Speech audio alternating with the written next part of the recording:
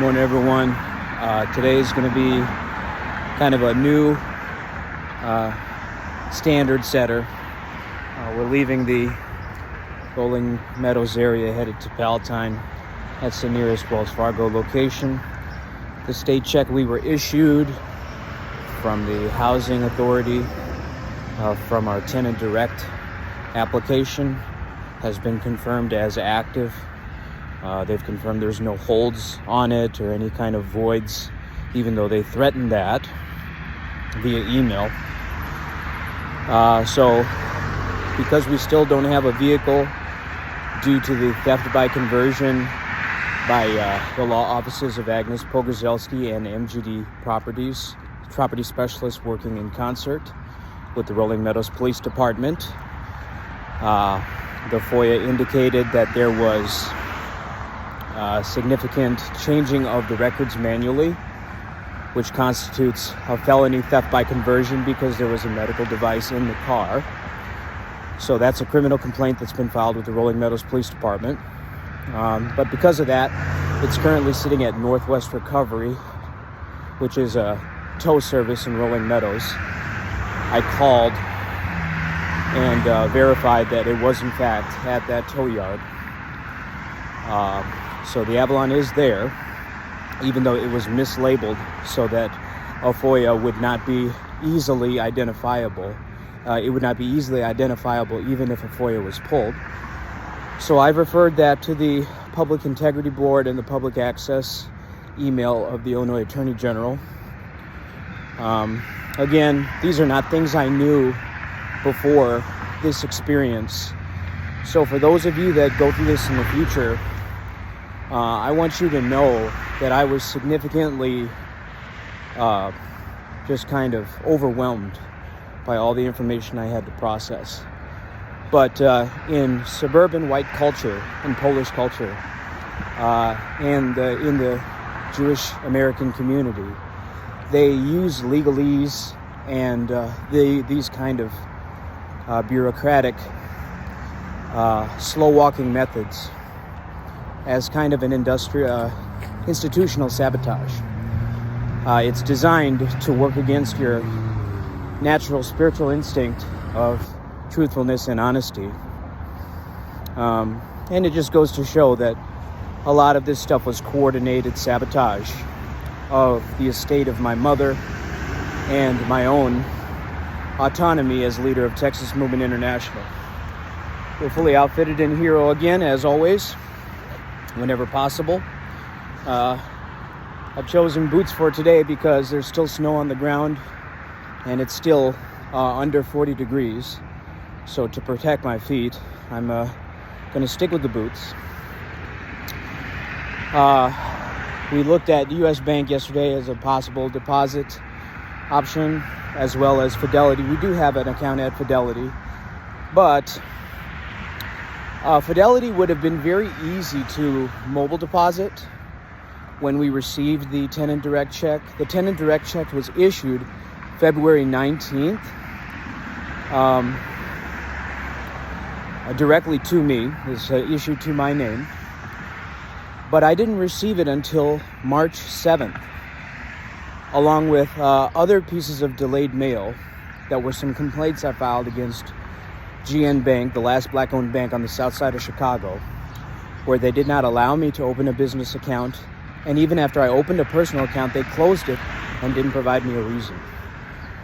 So there is significant banking discrepancies happening. And that can only happen because of Texas Movement International.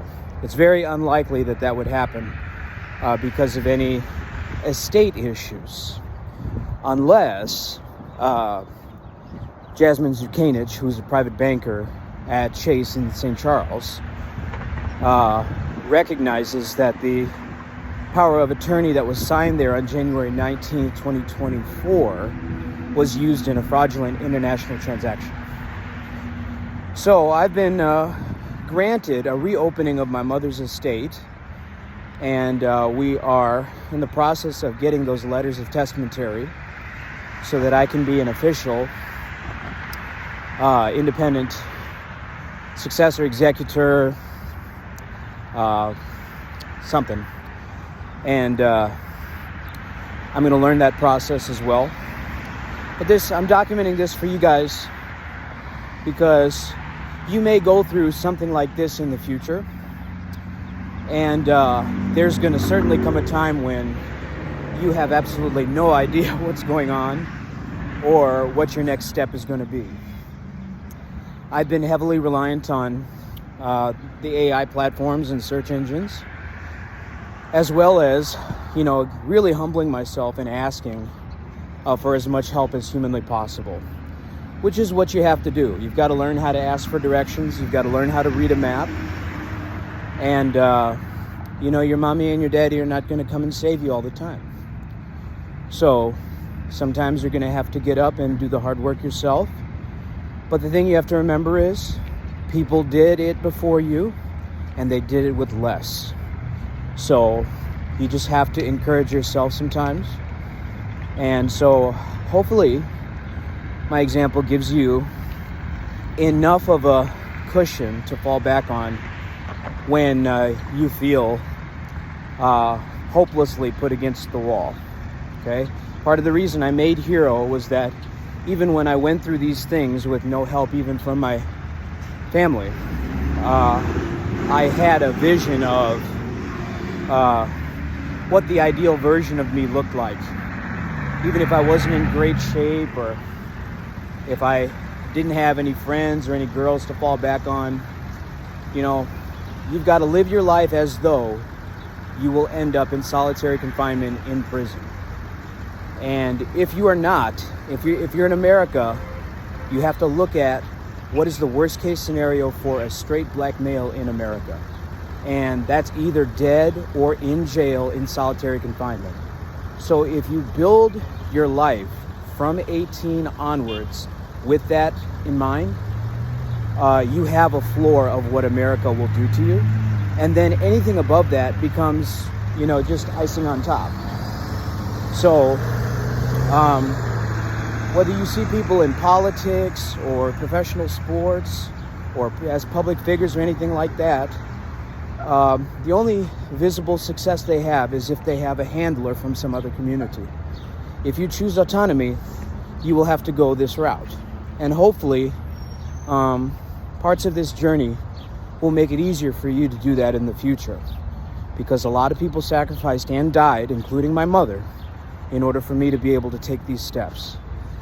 And as far as the death of my mother's concerned, I've issued formal complaints to the Department of Professional Regulation with regards to the doctor that proclaimed her dead. The reason on paper is that he proclaimed her dead at 7:55 the morning of July 19, 2023, when we went to the gym and I called 911 in the mid to late afternoon of July 19, 2023. So even if you proclaim time of death July 20th, 7:55 a.m., that makes sense because, you didn't get there till the next morning. Coroner had to something confirm this or other. That's justifiable to some degree. But calling it before she even passed away and then having those documents be used for an international transaction afterwards, and having those international documents be manipulated so that I would not have any authority in the transaction. There's multiple offending parties there, and it's my job as kind of protector of the estate, of the integrity of the estate, to make sure that those things are done properly.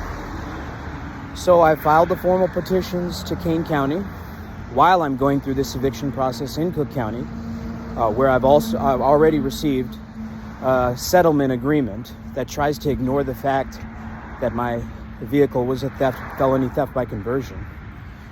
So, children, also remember, whenever the Caucasian community talks about good faith implies that you live your life on a spiritual foundation. If you come from a culture that believes there is no God, or believes that you are God and there's no supreme intelligence higher than you, you cannot have faith in anything but yourself. So when they tell you they're operating in good faith, they're asking you to have faith in them. And a tree is only known by its fruit. So there's no reason to have faith in somebody who has not shown you the fruit of that good faith previously. So I'm not perfect by any means, and I'm not seeking to lead you anywhere. All I'm doing with this, as part of my media platform, is showing you my perspective on how this country has treated me, despite what I've given to it. And I speak with great respect because I know there are Marines and Army Rangers and Navy SEALs and Delta Force type people that have sacrificed much more for generations. And a few Indians that came over here off the backs of black labor don't have a right to speak with any kind of arrogance without having bled in the same way. And we don't have to agree on if I have as much value as you in this country. But you will not tell me that I have stolen anyone's valor. That is my own personal standard. And that's the standard that I'm going to hold my family and my community to if they want the protection of my reputation and my authority and my creativity and my essence. If you want to go and live by your own way, then do it. But if you want to lay claim on what I've done in this world, that's the standard that we hold up to. Period. And I apologize in advance when I fall short of that. So we've got about a 5-mile walk to get to Wells Fargo. And God willing, we'll be able to come back with a positive outcome. Otherwise, we'll have some good cardio for the day, and we'll call that what the win is. Thank you. Good morning. What can I do for you, please? I have a state check issued by Wells Fargo that I'd like negotiated to cash, please. Do you have an account with it? No, I'm willing to pay the fee that's necessary. Here's the check. Here's my ID.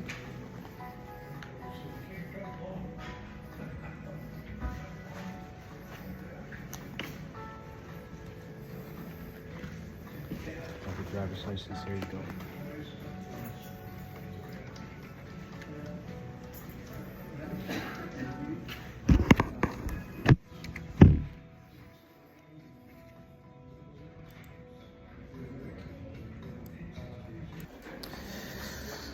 Okay.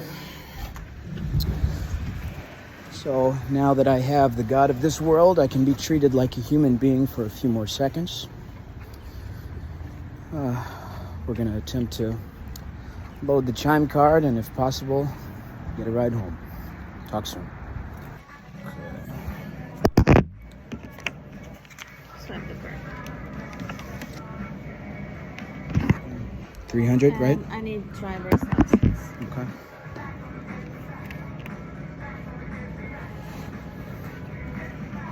There you go. Mm-hmm. You don't need like another bank card or anything, do you? Mm-mm. No? Okay. Yeah, it's not in for this. 300 is too much? No, it's okay. It's okay? It's okay. Mm-hmm. You went through. Okay, can I have the receipt? You went there. Have a good one. All right, thank you. What's your name? Oha. Oha, thank you very much. Here's our receipt from Walgreens. Okay, we had a moment of success. We were able to get the cash from Wells Fargo and also load the chime card so we can call an Uber back home. Anything can happen between now and then, so we will wait patiently for the driver and will not exhale until we are back safely in the residence that we are allowed today. So But we had